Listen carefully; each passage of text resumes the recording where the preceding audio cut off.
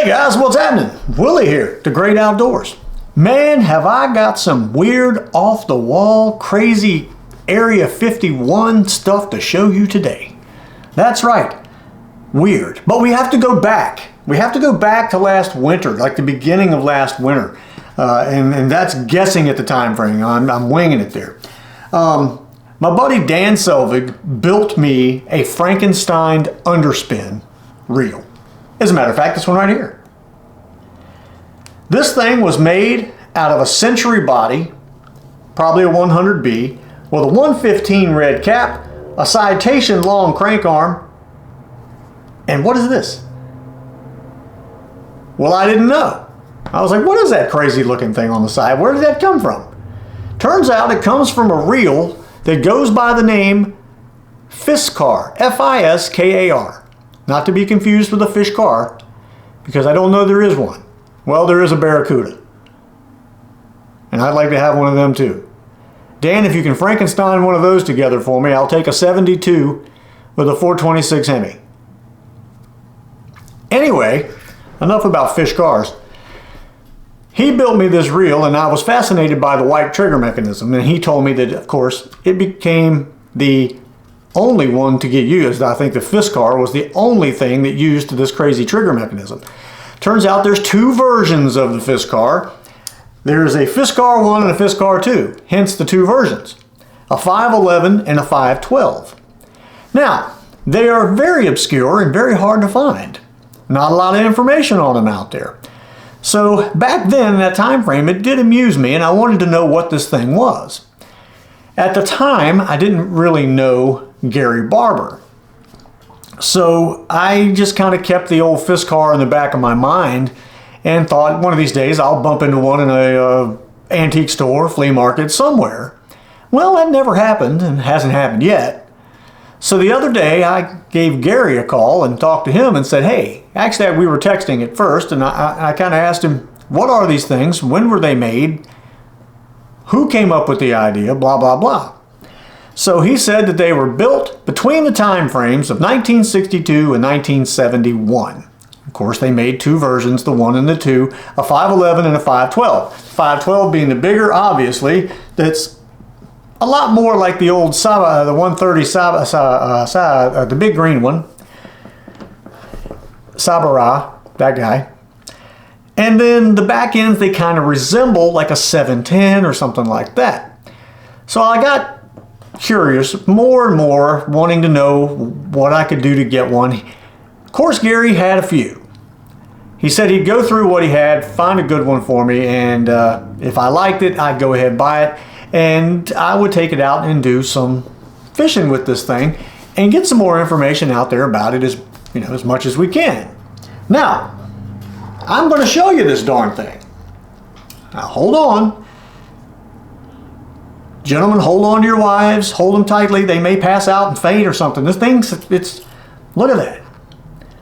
The Fiskar 1, the 511. Now, they made them in two flavors, green and black. This obviously is the black version. It has the plastic back end like the 710. There is the sharp, pointy, like tiger claw button there. Your drag is on a knob on this side, very much like the 710. But look at this. Now it's going to be, I put it on a rod already. I've got a little ahead of the game here. Look at the mouth on this thing. It's huge. You can see almost the entire rotor. The only thing that the cap is really there for is to guide the line in to make sure that the pickup pin will actually grab a hold of it. Now you have to be careful, and you're going to have to make sure that your button up here is tight, holding the rotor down, because if you don't, it's not like on a Citation or a Century. If this falls off, your rotor will fall out. Well, I don't know that it'll fall out, but if this falls off, you'll lose it. Where in the Century and the Citation, it would just be inside there. Now, the internal workings of this reel are pretty darn technical. As I was saying, the internals of this thing are pretty technical. There's a lot of pieces in there. A lot of pieces and parts and things that I was scared. This one is in such good shape that all I did was a little grease, a little oil. I mean, it was clean as a whistle inside. And it doesn't honestly look like it's ever been fished with. which was something that Gary neglected to tell me. Now, I wanted a nice one, but now I'm terrified to use it. But this is a nice one. It's beautiful, and it seems to function just right. So in honor of it being a Johnson, and obviously it's not green, I put it on a green rod. That's right, got it on the old crappie, it's the crappie sticks. Gotta say it right, because it's sticks, S-T-I-X, sticks. That's right, not that it gets stuck anywhere or anything like that, it's the crappie sticks. ACC crappie sticks, this is a, what is it, a GP something or a GS something? GS661P. It's 6'6" and it's a one piece. Okay, that's what I've put it on, and I thought it would be good. Now, you can correct me if I'm wrong. I had such a good time at Lake Gaston the other day with those little panfish along the bank right there, then I kept thinking, I'll bet if I was bobber fishing up here, just hooking bobber and some of these Berkeley power baits, I would bet you I could catch 50, 60 fish in no time.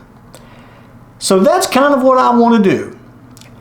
I'm going to take that fancy Fiskar 1 511 and we're going to take it and a couple of other rods and reels we got sitting over here hiding, and we're going to head up to Lake Gaston again and try to do some bobber fishing, just hooking bobber. However, the old Fiskar, it might get to do a couple other things while we're up there. Maybe we'll put some jigs on it and go from there, because I got some 6-pound trout magnet on it, and I think it would be fun to give that thing a fling just a little bit further than, you know, just your average bobber, that type of thing. So anyway, hope you're going to come along for the ride, because we're going to have some fun tomorrow. At least I hope so, because that's a long way to go and not catch any fish. What a depressing day that would be. But it'd be a great ride, just me and Bert hanging out, going on down the road, seeing the countryside again. Anyway, come along with us. Let's catch a bunch of panfish on some bobbers and some hooks. And some of these. Good morning, everyone. We are out and about. We are out in the great outdoors. And today we're going to experience a heat index of 105 or something like that. We have a heat advisory, of course. You know, today's the day I picked to go because we have a heat advisory. We're going back to Lake Gaston with a Fiskar 1. But I've got 3 different rigs with me today. We have the Fenwick fly rod that I got at the antique store. And on that Fenwick fly rod, we have the Dan Selvig Special. That's right, Franken reel, made out of a Century, a Fiskar, a 115, a Citation. You name it, it's probably in there if Johnson made it at some point or another. But we're going to give that a shot. And then I have a newer setup that we'll go with. It's a Pfluger. And Pfluger President. I love those little things. Between the Pfluger President, the XT, and Daiwa, the Regal, and the Revros, probably my favorite spinning reels. I love those things. They work really good. Also have a spare reel going with us that's an Akuma SV1 or SV it's an Akuma something 10. SV10? Maybe that's it. It's SV10. I think that's what it is. Anyway, we're on our way. This is a big difference in the day that we came up here the first time. It was raining about this time, and it was so cloudy and foggy you couldn't even see the fields or the trees. But there wasn't anybody on the road. Today there's people on the road. Today I'm following looks like a late 80s diesel Mercedes with the right turn signal blinking. It looks like I've got to follow it for about 14 miles. 5 miles under the speed limit. So, I'll be looking at everything else, taking in the scenery so I can stop looking at that right turn signal flashing. It's 55. We're running about 47. We'll be there in no time. But hey, on a lighter note, they've repaved the road since the last time we came up here. So the first time I came up here on bad tires, driving on pavement that pretty much looked like an earthquake had hit, I get new tires and they've repaved the road. That's mighty nice. It is definitely a smoother ride, that's for sure. Except for that. One of the only really bad things about taking the back roads of America, if you get stuck behind somebody whose right foot appears to have Tourette's, it is not easy to deal with the stop and go, the slow down, just set the cruise control or something, anything. But just for the record, it's 55 on the road that we're on. I'm following this guy, double yellow lines I can't pass, and we are barely touching 45. I don't understand. Judging by the back of his van, he can't back up very well either, so going forward, this must be pretty quick for him. I got a school bus catching up with me. See that? A school bus is catching up with me. I just want to fish.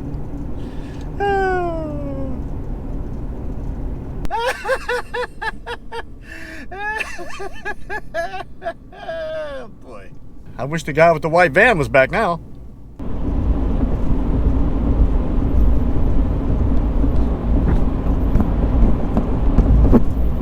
We are in North Carolina. We're getting closer, getting much closer.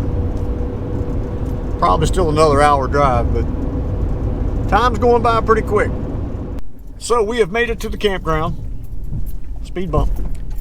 And I'm going on up to the trading post to get my pass to be in today, and we will be fishing momentarily. Hopefully we won't be fishing momentarily. Hopefully we'll be fishing for a long period of time. And not just for a momentarily. For just a little bit. Anyway, I'll get back with you in just a moment. Momentarily.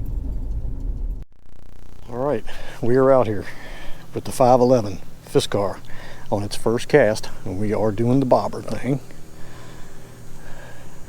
I might need to put this on the fly rod just because I get more handle out of the fly rod here, but let's just see what happens over here.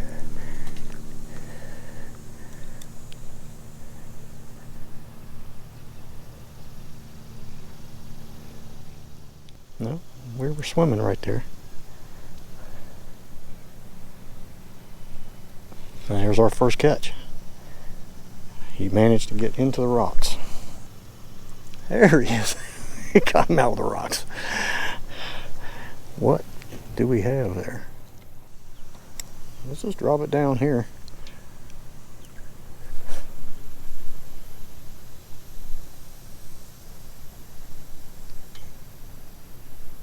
Yeah, I think we're immediately getting hit. At least I think. It looks like it could be swimming.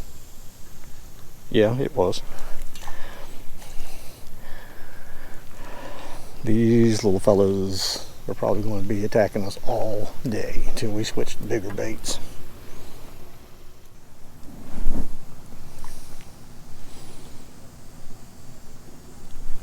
Oh my God, that was an immediate hit. And there we go. That's a little bit bigger fish. We just have to go out deeper. This is perfect. Man, this is great.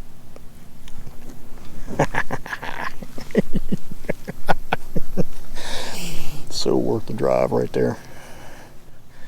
Fiskar. Whee! Right under the pier. Immediately we get hit.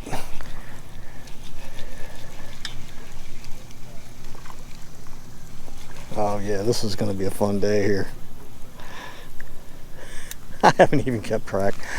I thought we could probably do about a 50 to 75 fish a day, and I believe we could. I like this reel. This is a fun reel. Very smooth, very easy to cast.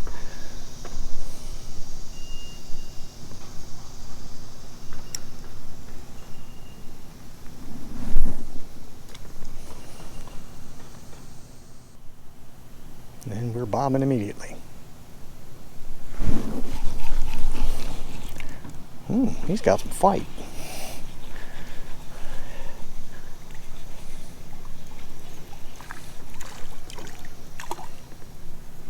That's a good size one. Long ear, red breast there.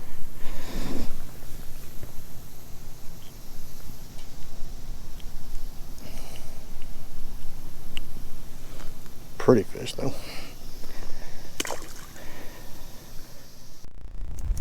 Got one on the old Fenwick and the Franken reel.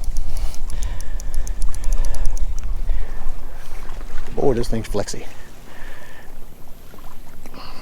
Right under the pier. The sun is getting up over all that, so they're getting up underneath it, getting in the shade.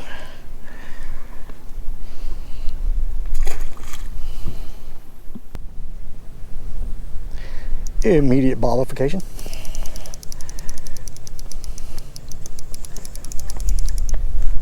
Little tiny guy, extremely tiny guy.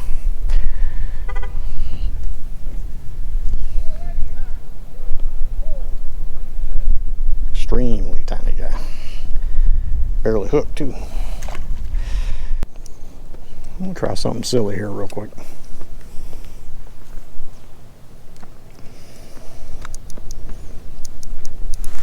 God dang, that was immediate.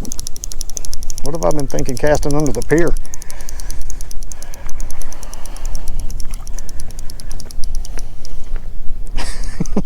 He's mad.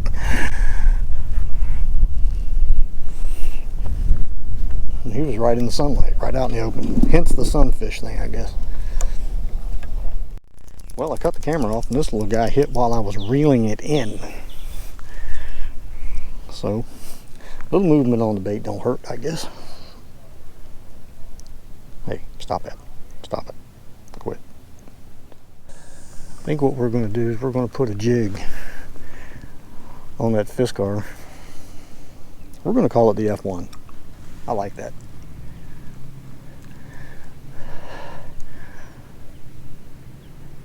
Boom, immediate.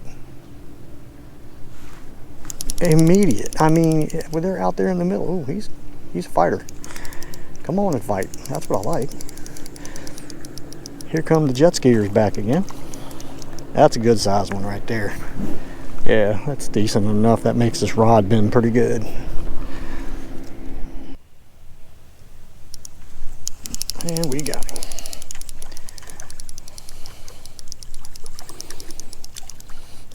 If we were doing panfish nuggets, I'd be keeping all these things. Oh, we got something going on there. Yep, it was swimming the other way. I knew something was up.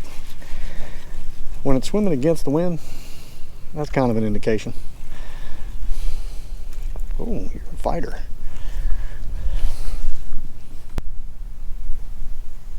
And we sunk it. Boom, that was a big sink right there. That was like a Jaws kind of sink, like you took the yellow bucket down and you can't take down two, you just can't. I think this one might have been able to. He has a lot more physical will than he does size, but that's all right. That is one of the bigger ones we've caught though. Yeah, he started swimming away. All right, so we got fish everywhere. I mean, everywhere, all over the place. But they definitely ain't bigger. So if you want to bring your child out here, stop it, quit, hey, come on now. So if you got a kid learning to fish, you bring them out here to Lake Gaston along the edge with a hook and a bobber, and you have a happy child for at least 35-40 minutes. Oh, there we go. What we got?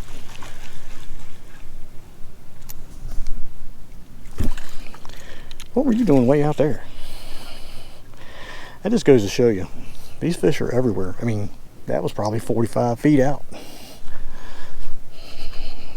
They're just everywhere. And they're feeding on anything and everything. Got one here want to come to the top. He wants to fight. These little fellas don't normally do that, but he hit as soon as the lure hit the water.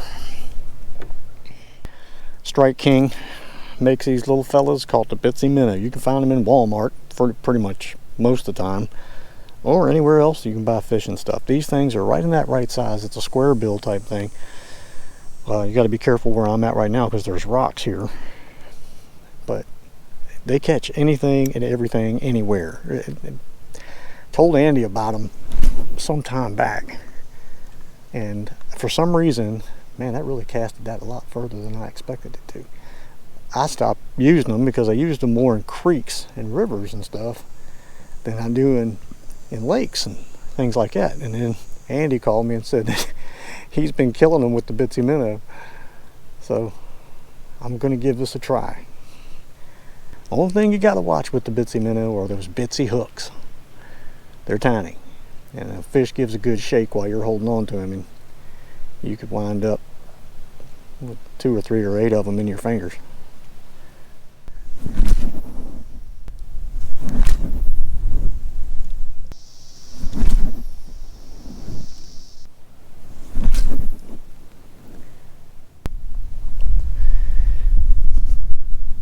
Bitsy is getting hits, but I'm not connecting with anything.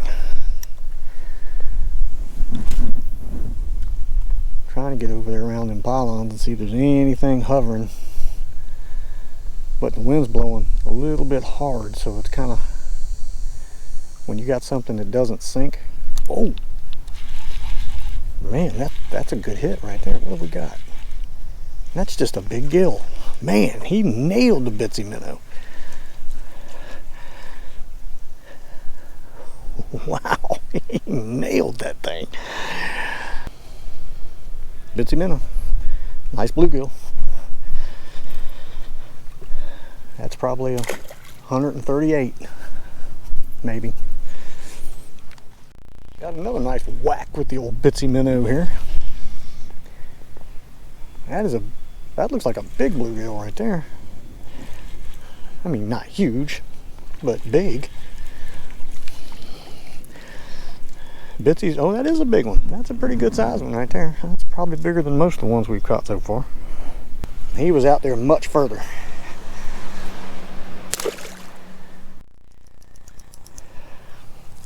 If you're trying to catch bait or keep kids happy, the bobber and the hook is the way to go.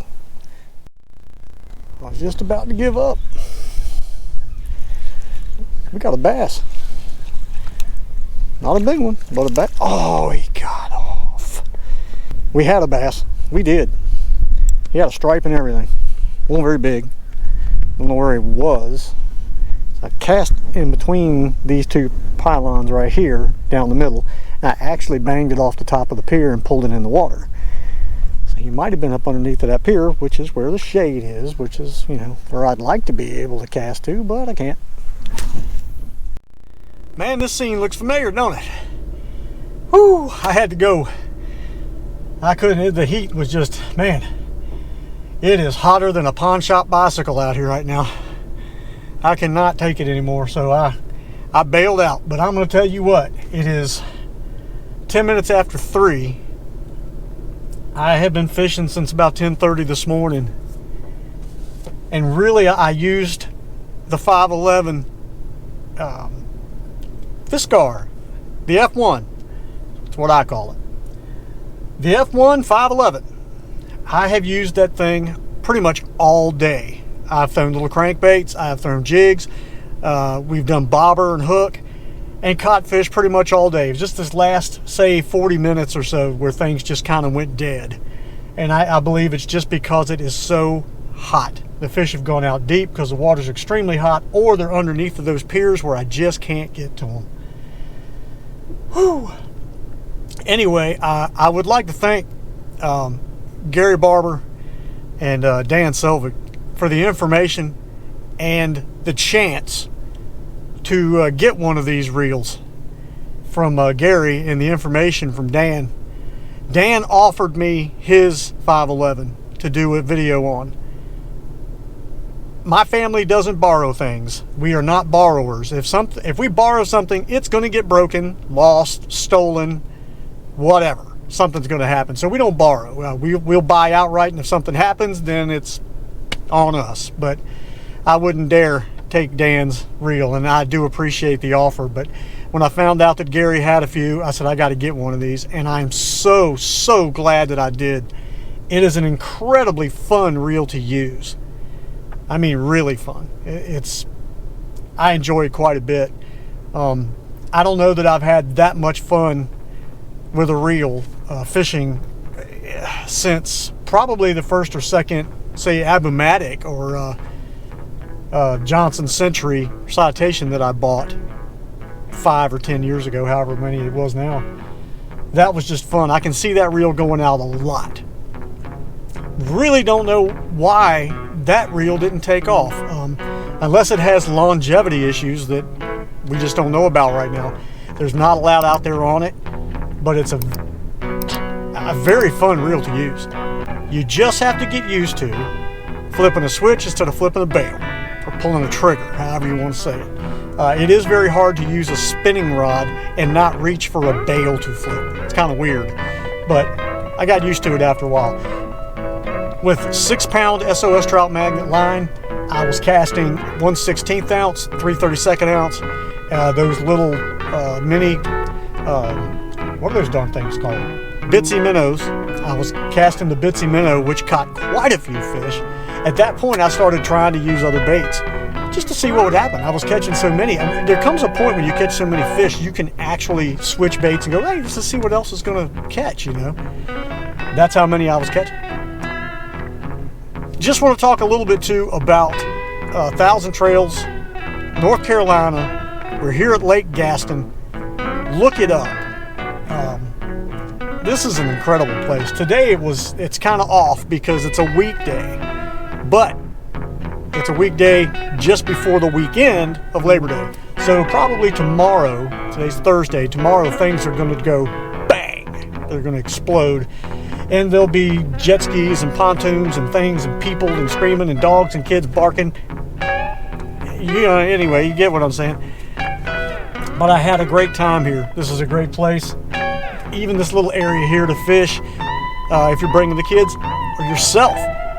There have been massive catfish, and I mean massive. I'm talking 3.5 foot, 12-inch round catfish caught right here.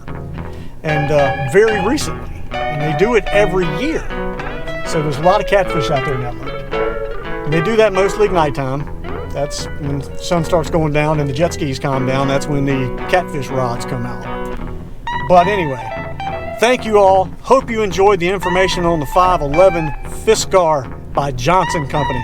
Incredible reel.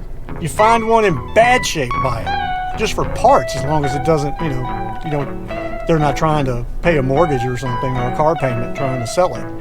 But great reel. Had fun today. Man, this is great. I'm sweating like a hog. I've got to turn the AC up. The fan has to go past 1. That's what I'm saying. It's hot in here. Woo. Thank you guys for watching. We'll see you on the next one. Whatever that next one may be.